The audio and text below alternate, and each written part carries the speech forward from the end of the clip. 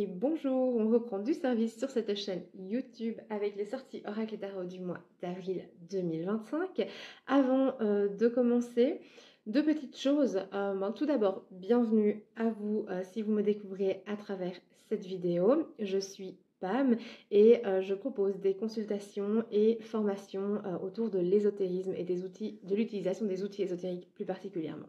Ensuite, deuxième petite chose, de nouveau, ces vidéos ne sont pas là pour pousser à la consommation. Au contraire, moi j'ai vraiment eu à cœur de partager ma façon de faire en termes de sorties oracle ou livres, parce que pour moi, personnellement, le fait d'être au courant une bonne fois pour toutes de toutes les sorties qui vont avoir lieu dans les prochains jours ou les prochaines semaines, eh bien ça me permet finalement de ne pas surconsommer et de consommer d'une façon plus réfléchie, parce que j'ai mes propres critères de sélection, que ce soit oracle ou tarot, et en ayant vraiment en visuel toutes les sorties, je peux déterminer si oui ou non ces jeux correspondent à mes critères, et donc je peux consommer de manière plus consciente et plus responsable. Voilà, alors c'est parti, on y va. Alors pas beaucoup de sorties pour le mois d'avril 2025, à mon grand étonnement. Quand je vous ai quitté il y a 6 mois, on débordait de nouveautés chaque mois et on avait des vidéos relativement longues. Là, je pense qu'on va être beaucoup plus court. Alors, on va commencer avec le premier. Donc, pour rappel, je suis sur Amazon.fr. Dans les critères de recherche, je mets Oracle, Tarot. Ensuite, je vais sélectionner dans les 3 prochains mois et en français. C'est comme ça que je fais mes recherches pour les sorties Oracle et Tarot du mois suivant. Alors, on va commencer par le premier genre. De nouveau, je vais venir me mettre ailleurs sur votre écran pour que vous puissiez bien voir. On a le tarot de l'argent. Alors, de Émilie Morel aux éditions Exergue.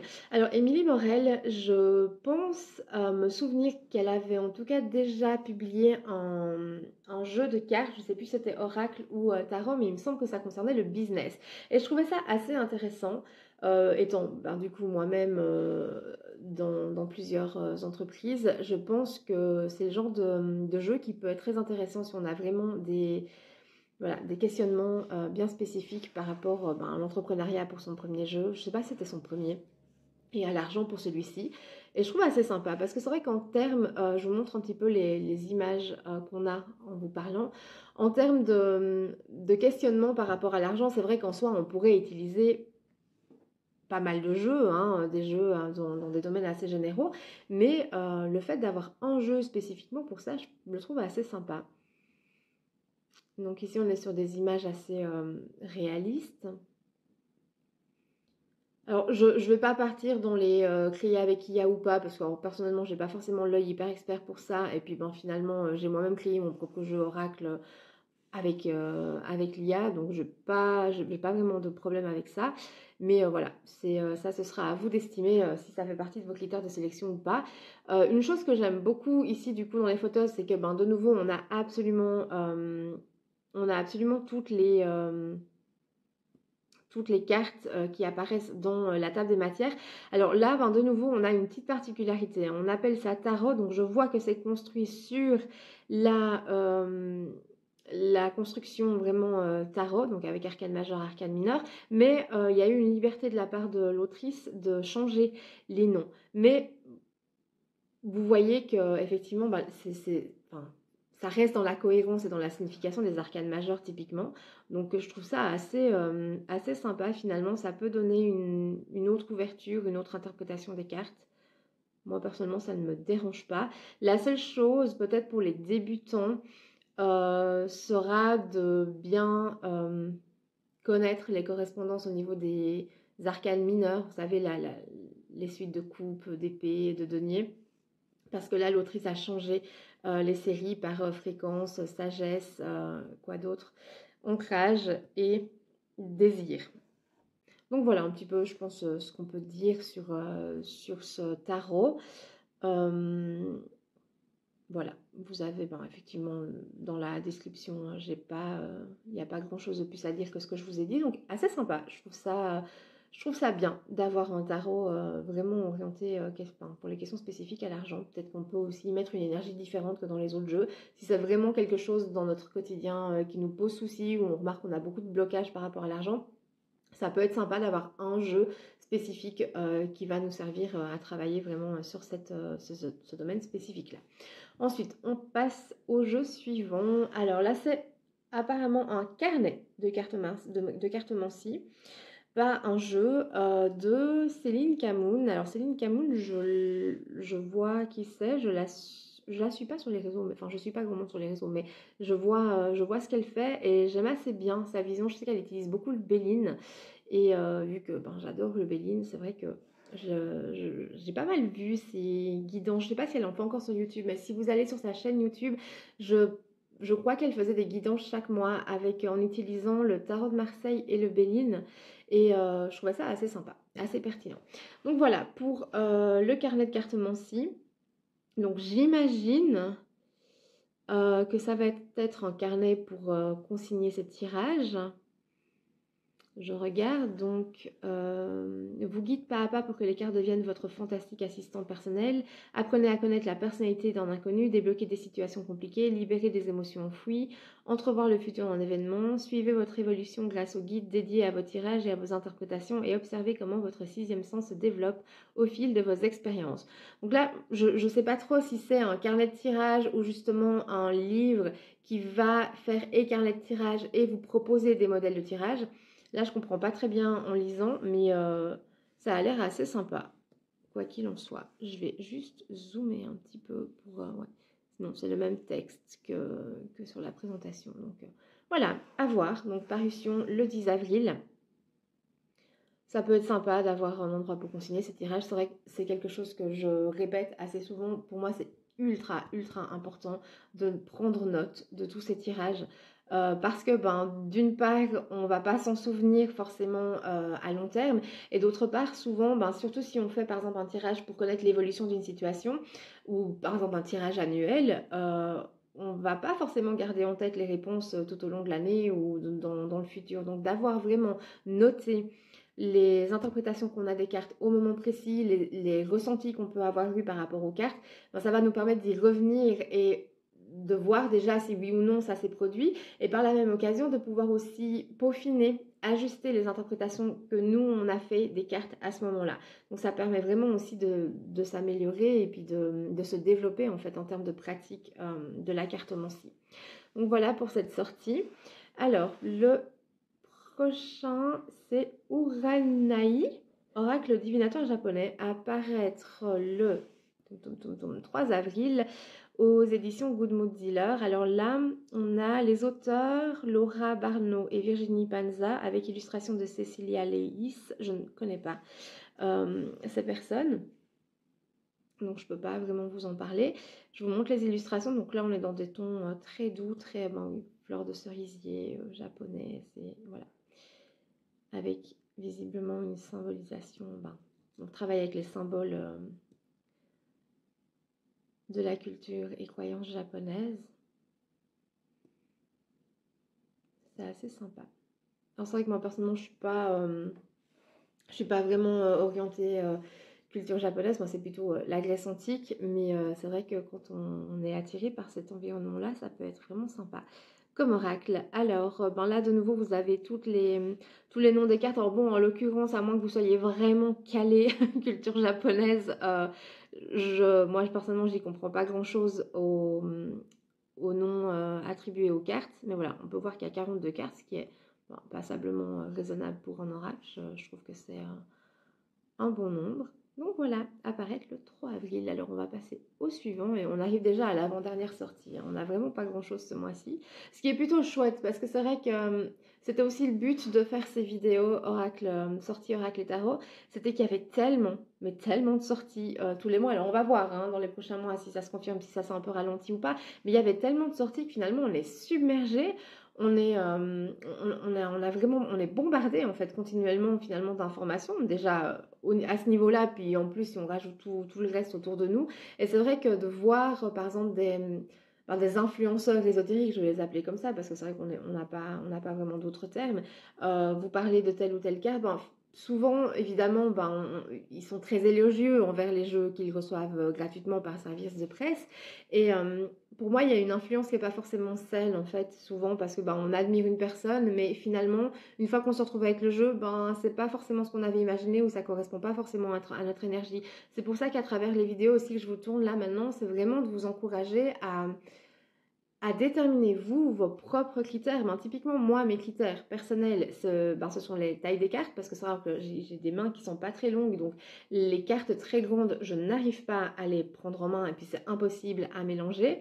Il y a forcément l'environnement, hein, les couleurs utilisées, le style utilisé pour les illustrations, voilà, il y a toutes ces choses-là. Typiquement ici, on a un jeu sur visiblement les anges qui est devant nous. C'est clair que si vous n'êtes pas sensible aux anges ou au travail avec les anges, ça vaut pas vraiment la peine d'aller voir vers ce jeu, parce que c'est pas forcément quelque chose qui va répondre à vos interrogations et même à votre énergie. Donc voilà, un petit peu, vous mettre un petit peu vous sensibiliser un petit peu à tout ça, ça permet vraiment de développer déjà votre propre pratique à vous sans forcément aller voir tout le temps comment font les autres, parce que je trouve pas ça hyper sain finalement comme pratique, parce que ça vous empêche peut-être vous d'écouter votre intuition et vos ressentis par rapport au développement et à la construction de votre pratique à vous. Et d'autre part, vraiment, moi, ça m'aide en fait d'avoir eu une bonne fois pour toutes les sorties. S'il y en a qui me font envie, je vais les mettre dans ma liste d'envie. Je vais attendre 1 ou 2 semaines. Si j'en ai toujours envie, je les achète. Mais voilà, après, c'est très personnel. Mais j'imagine que si moi, ça m'aide, ça doit forcément en aider d'autres. Alors, on va aller voir un petit peu les illustrations. Donc là, alors, je ne sais pas comment on prononce Radley Valentine. Assez connue, hein. Il me semble qu'elle a sorti pas mal d'oracles. Tarot, je ne sais pas, mais en tout cas, oracle. Et on va aller voir un petit peu les illustrations. Alors là, c'est bien, je vois qu'effectivement, pour le moment, on a eu à chaque fois la table des matières avec toutes les cartes qui étaient répertoriées. Mais de nouveau, on n'a pas les d'autres cartes. Et c'est vrai que moi, j'adore voir les d'autres cartes parce que ça fait partie de mes critères aussi. Donc du coup, quand un jeu me fait envie et qu'il n'y a pas le d'autres cartes, j'attends toujours quelques jours après la sortie. Et là, forcément, on a tous les influenceurs ésotériques qui font des vidéos sur la sortie du jeu. Et donc là, je peux déterminer si oui ou non ce critère est rempli.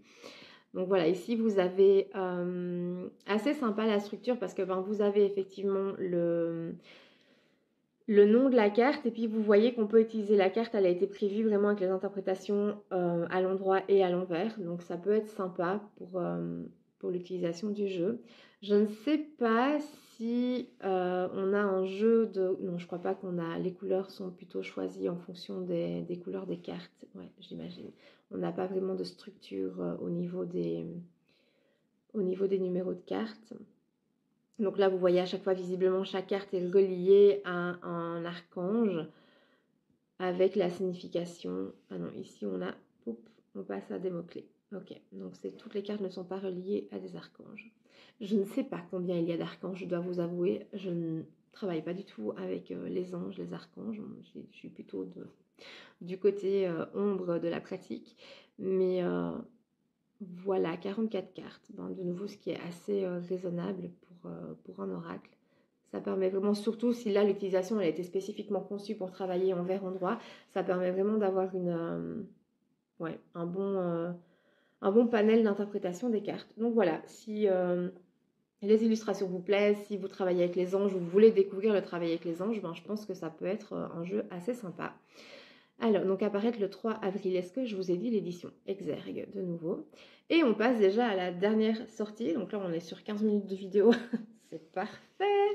Alors, Oracle Front-Jeu du Spiritualiste, apparaître le 2 avril. Lotus et l'éléphant pour l'édition. Alors, c'est rigolo parce que moi, quand je vois l'Oracle Franc-Jeu, on va aller voir un petit peu comment il se construit ce jeu, mais alors je pense direct au Béline en fait. Direct. Parce que c'est vrai que le Béline, pour moi, c'est un oracle qui est clairement franc-jeu, qui tourne pas autour du pot, qui va direct, qui peut parfois être un petit peu piquant. Mais voilà, moi j'adore ce genre de jeu et donc du coup quand je vois l'oracle franc-jeu, je me dis ah, là en fait on nous fait déjà une promesse en fait, rien que sur le titre de l'oracle et Et ça vous met déjà peut-être aussi en garde par rapport à vos critères, de dire, ben voilà, si vous préférez avoir un oracle doudou ou un oracle vraiment qui vous prend par la main et qui vous dit ça va aller, tout va bien se passer, personnellement, j'aurais pas tendance à me diriger vers ce genre de jeu. Parce qu'on est sur un franc jeu et que pour moi, ben voilà, on va avoir un jeu qui peut-être est direct et ne mâche pas ses mots. Alors, on va aller voir au niveau, je vous zoome un petit peu, au niveau du sommaire. Alors, donc là, déjà, on voit qu'il y a une structure qui est assez intéressante parce que effectivement, on a... Oh là là, pardon, je suis sur ma tablette, donc ça va pas forcément être hyper facile. On voit déjà au niveau de la structure du jeu que l'auteur nous a structuré en différentes catégories. Donc, on voit qu'on a les cartes très positives, les cartes plutôt positives, les cartes neutres et puis les plutôt négatives et les très négatives. Donc voilà, on voit déjà un petit peu la structure. Alors, ce que j'aime bien, du coup, et c'est aussi quelque chose que je vous recommande de regarder dans un jeu, c'est de faire la part en fait entre les cartes positives et les cartes négatives. Parce que pour moi, un jeu qui n'a quasiment pas de cartes négatives n'est pas tellement pertinent. Et de nouveau, parce que moi, je n'aime pas forcément aller dans les jeux doudou qui vont vous dire oui, tout va très bien se passer, ne t'en fais pas. J'aime bien avoir des jeux qui vont me mettre face à la réalité, qui vont me dire quels sont les points négatifs ou les choses à travailler, voire même les choses que moi je refuse de voir vraiment en termes de déni de la réalité, pour pouvoir travailler dessus, justement. Et donc, pour moi, c'est très important, dans mes critères personnels, qu'un jeu puisse avoir autant de cartes négatives que de cartes positives. Et donc là, je trouve ça assez sympa parce que, ben voilà, vous voyez que du coup, la structure, elle est déjà faite pour vous. Mais du coup, ici, on a quand même moins de cartes négatives que de cartes positives ou neutres, mais l'avantage des cartes neutres, c'est aussi qu'elles vont un petit peu se teinter de l'énergie des cartes qui sont autour. Vous voyez, donc si vous êtes dans un tirage principalement négatif, c'est sûr que les cartes neutres ne vont pas spécifiquement venir éclaircir ou éliminer déjà les connotations négatives du tirage. Donc voilà, finalement, l'un dans l'autre, je pense qu'on est assez équilibré sur cette structure de jeu. Et j'apprécie personnellement que les cartes aient été déjà triées, entre guillemets, sur les cartes positives et négatives. Je trouve que ça permet vraiment de bien se rendre compte, en fait, de l'énergie du jeu. Et effectivement, quand on regarde les mots-clés, je pense qu'on est bien dans du franc jeu avec ce type d'oracle. Alors ben là, c'est assez sympathique parce qu'effectivement, on a pourquoi ce jeu. Donc, je trouve déjà ça sympa de vous mettre ça dans la fiche produit parce que ben, vous allez pouvoir vraiment comprendre peut-être les motivations de l'auteur et puis vous dire, ben voilà, est-ce que ça va me parler, est-ce que ça va m'aider. Et donc là, vous avez un exemple du livret pour les interprétations de cartes. Et donc, voilà, je trouve que finalement, c'est assez complet. C'est, voilà, vous avez le sens général, financier, sentimental, professionnel, avec les mots-clés. Je trouve ça bien structuré, puis ça vous donne déjà des bonnes indications par rapport à vos critères de sélection, si oui ou non ce jeu va vous aider ou non. Je lis en même temps que je vous parle. C'est vraiment sympa, j'aime beaucoup. J'aime bien ces présentations très structurées, très claires. Voilà, j'aime bien. Par contre, on n'a pas le dos des cartes non plus. S'il vous plaît, le dos des cartes, c'est vraiment sympa. Vraiment, je sais pas, dites-moi en commentaire si vous, le dos des cartes, il est important pour vous ou pas. Mais moi, il est hyper important parce que ben, c'est quand même la première chose qu'on voit avant de tirer les cartes. Et je trouve que ça fait partie intégrante de l'univers des cartes. Et je trouve vraiment super important qu'on puisse nous mettre le dos des cartes quand on a des fiches produits de façon à pouvoir déterminer si oui ou non on l'aime. Parce que ben, c'est pas comme si on le voyait pas beaucoup, quoi. Donc, limite, on voit plus le dos des cartes que certaines illustrations du jeu, vous voyez. Parce que ben, y a des cartes qui vont ressortir plus que d'autres et je trouve, enfin bref, voilà, moi je trouve ça super important et ça me freine à chaque fois, enfin typiquement là, ce jeu pourrait éventuellement partir dans ma liste d'envie, mais je vais attendre parce que j'ai vraiment besoin de voir le dos des cartes. Et selon le dos de cartes, ben, ça va être complètement rédhibitoire pour moi et je me dirais ben non, je l'achète pas ou au contraire, je vais adorer le jeu et je vais me dire oui, je l'achète. Il y a aussi les tranches des cartes qui sont assez importantes. C'est vrai que personnellement, les tranches dorées, c'est quelque chose qui ne me plaît pas énormément parce que ben, je trouve que ça s'abîme beaucoup quand on brasse. Donc voilà, ça fait partie de l'esthétique du jeu et je trouve important qu'on puisse se rendre compte quand même dans la globalité de à quoi le jeu va ressembler, à quoi le jeu de cartes va ressembler. Voilà, pour les sorties du mois d'avril. Donc, vous voyez, on était beaucoup plus court que d'habitude. Alors, ben, j'espère que ce petit tour d'horizon vous aura aidé et vous aidera à faire un choix dans les jeux du mois. Comme d'habitude, je vous mets les liens Amazon dans la barre d'infos. Alors, ce sont des liens affiliés. C'est simplement une façon aussi pour moi de rentabiliser un petit peu le travail que je fais sur YouTube. Mais voilà, nulle obligation de votre part. Je vous encourage quand même toujours à venir privilégier les petites boutiques de votre village, de votre ville, de votre quartier. Bien évidemment, évidemment le seul avantage pour moi de vous faire ces vidéos via Amazon, c'est qu'on a effectivement vraiment une image globale en fait de toutes les sorties, parce que c'est difficile pour moi d'aller chercher dans chaque maison d'édition ou dans les petites boutiques qui préviennent pas forcément non plus toujours des sorties. Donc l'avantage Amazon, c'est qu'on a cette vision d'ensemble. Mais voilà, nulle obligation évidemment de vous procurer les jeux via Amazon. Donc voilà pour ces sorties. N'hésitez pas à partager en commentaire si certains jeux vous ont fait envie ou non, si ce genre de vidéo vous est utile ou non. Et en attendant la prochaine vidéo, eh bien, je vous dis à bientôt.